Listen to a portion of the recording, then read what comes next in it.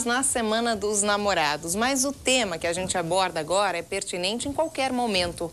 Por que será que os relacionamentos de hoje em dia não são tão duradouros como antes? Será que o comportamento de homens e mulheres mudou tanto assim com o passar do tempo que os conceitos de namoro e casamento também mudaram? O que a gente ainda pode fazer para ter relacionamentos mais saudáveis? Olha, para falar sobre esse assunto, eu estou aqui com a Fátima Cálipo, que é psicóloga. Seja bem-vinda, obrigada pela participação. Obrigada, Suzy, é um Se a gente prazer. fosse traçar um perfil, assim, de como são os relacionamentos hoje em dia, o que você diria, Fátima?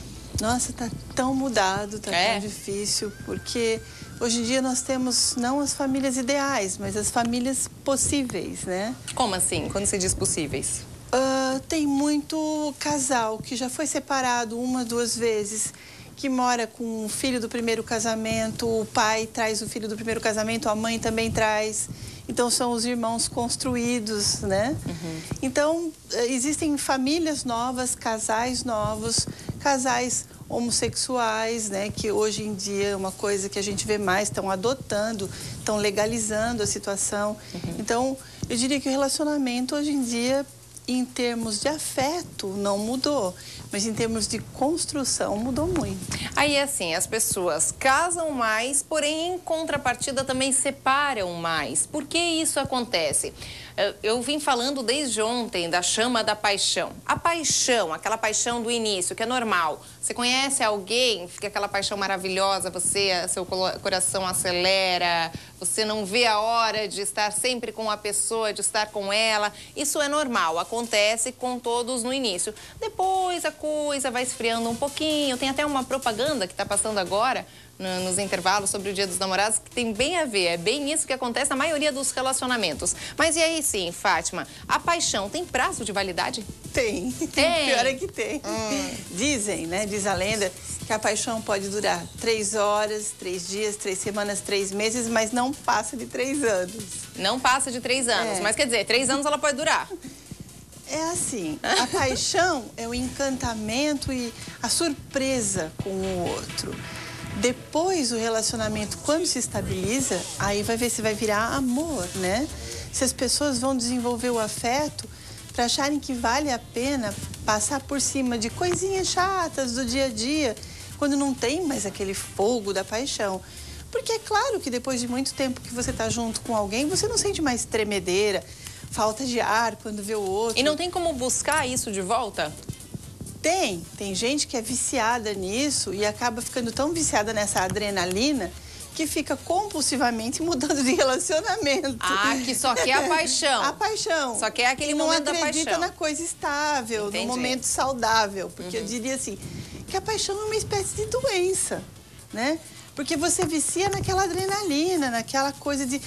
Tá sempre com falta de ar, tá sempre a 1000 por hora, com o gás todo, com taquicardia. Mas não é sempre assim que uma relação evolui, né?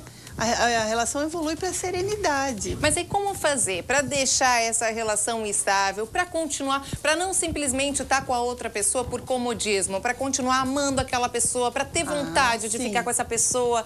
Conforme a gente falou, a gente está falando isso nesse período do Dia dos Namorados, mas isso é importante para todos aí que estão casados, que estão namorando e que querem ficar com aquela pessoa para o resto da vida, que é mais ou menos esse o objetivo do casamento, né? Olha, terapia de casal, eu dou alguns conselhos básicos. Primeira coisa, não fechar nunca o diálogo. Então, tá sempre aberto a conversação, sempre um escutar o outro, sempre escutar o desejo do outro e nunca lidar com a palavra culpa. Tipo assim, é culpa minha se eu fiz isso, ou é culpa sua. Eu gosto de usar dentro desse processo a palavra responsabilidade. Os dois são responsáveis por alimentar essa relação. Ninguém jogar a culpa no outro, não. é isso? Se está dando alguma coisa errada, eu estou me sentindo assim com relação a isso e você está assado. Eu respeito o seu assado, respeite o meu assim, vamos tentar achar um meio do caminho para ser bom para os dois. Então, não fechar nunca a conversação e não jogar essa coisa da culpa. Respeitar o silêncio do outro, porque às vezes na chama de alguma coisa que está muito braba, assim, que quer uma discussão, a gente acaba falando coisas impensadas. Então, Em geral acontece isso mais com as mulheres, elas ficam mais ansiosas com o silêncio do marido, não quer dizer que as mulheres também não façam esse silêncio, mas ficam perguntando e perguntando e perguntando assim, deixa baixar a poeira um pouco, depois volta para a conversação. Mas às vezes um e outro precisam daqueles 5 minutos de silêncio, de ficar num cantinho quieto e tal. Isso não quer dizer ficar a semana inteira com a cara fechada. Outro conselho que eu dou, nunca ir dormir de mal. Sempre fazer as Minha mãe pazes. sempre falava isso, sempre fala sua isso. mãe é sábia. Essa coisa de dormir com a cara virada não tem nada a ver. É bom dormir abraçadinho. Mas aí, tipo, uma pessoa sempre vai ceder mais que a outra, por exemplo? Não necessariamente. Olha, nós chegamos no impasse, tá difícil. Mas vamos aqui fazer as pazes, amanhã a gente retoma a conversação. Ah, tá. Né? E vamos negociando sempre, porque a gente fala que o casamento são ciclos, né? Que de 7 em 7 anos você precisa renegociar o contrato. É verdade, porque as pessoas mudam a todo dia, né? E depois de um tempo que você tá junto, mesmo no namoro, eu quero largar essa faculdade, não quero mais fazer isso, tem que pensar num plano B, eu vou fazer outra profissão, não gosto mais disso, essa casa tá pequena ou essa casa ficou muito grande. Os dois mudam, às vezes evoluem e mudam juntos. Às vezes um muda mais rápido do que o outro. Mas aí assim, se a pessoa tá vendo que o outro, por exemplo, tá meio descontente, não tá meio, na verdade não tá nem aí, o que essa pessoa pode fazer para reverter a situação? Que conselhos você daria nessa situação? Olha, Suzy, não tem solução mágica, né? Existe essa coisa assim, de primeiro você olhar para o espelho e perguntar para si mesmo se você está contente consigo. Se você está feliz consigo mesmo, se você dá conta que é o mais importante, de ficar sozinho com você. Porque ninguém fica feliz com o outro se está vivendo um inferno pessoal, se está nas suas buscas lá.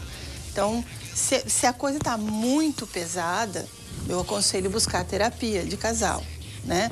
Agora, isso também não é mágica. Às vezes, um ciclo termina, se fecha. E é preciso respeitar isso também. Às vezes, as pessoas divergiram tanto nas estradas que se você amou e se você foi apaixonado, você tem mais é que continuar querendo bem e desejar que essa pessoa seja feliz e você vai buscar o teu caminho e ser feliz também. Não existe solução mágica. Existem essas buscas, terapia, conversação, não dormir de mal, sempre convidar o outro para quebrar a rotina.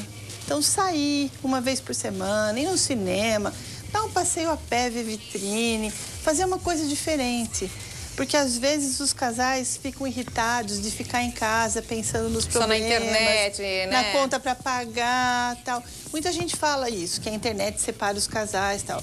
Mas assim, eu já vi casais, por exemplo, que levam cada um seu computadorzinho para a cama, ficam um lado do outro ali fazendo um carinho, fazendo seu trabalho e tal, mas estão juntos. Se né? conversam entre então, isso. Então tem né? uma palavra muda ali entre eles, mas tem toda uma troca, tem um afeto. Então, não é assim, a internet não é um grande vilão, só tem que saber usar, tem que saber dosar, como tudo, né? Então, eu diria, abriu o canal de conversação, foi super carinhoso, quebrou a rotina, inventou uma coisa diferente. Pergunta para o outro também, o que você gostaria de fazer? Você tem alguma fantasia diferente? Eu posso me encaixar aí nessa fantasia? Pode ser uma fantasia boba, pode ser uma fantasia sensual, né?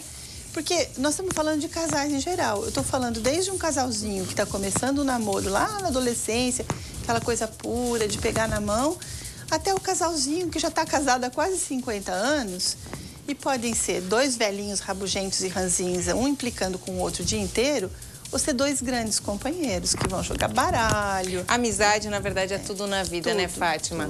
Olha, gente, esse tema, com certeza, a gente conseguiria falar quase que o programa inteiro, né? E eu falei até no início que a gente abrir telefone, o nosso tempo é curto, então a gente vai fazer o seguinte, Fátima, eu coloco esse desafio aqui, a gente te traz mais uma vez aqui no programa, nas próximas semanas, para mais uma vez voltar a esse assunto e aí sim abrir telefone para o pessoal de casa também participar. Muito obrigada, tá? Muito obrigada pela participação, muito bacana aí as dicas. Um feliz Dia dos Namorados para todo mundo. Legal, bacana.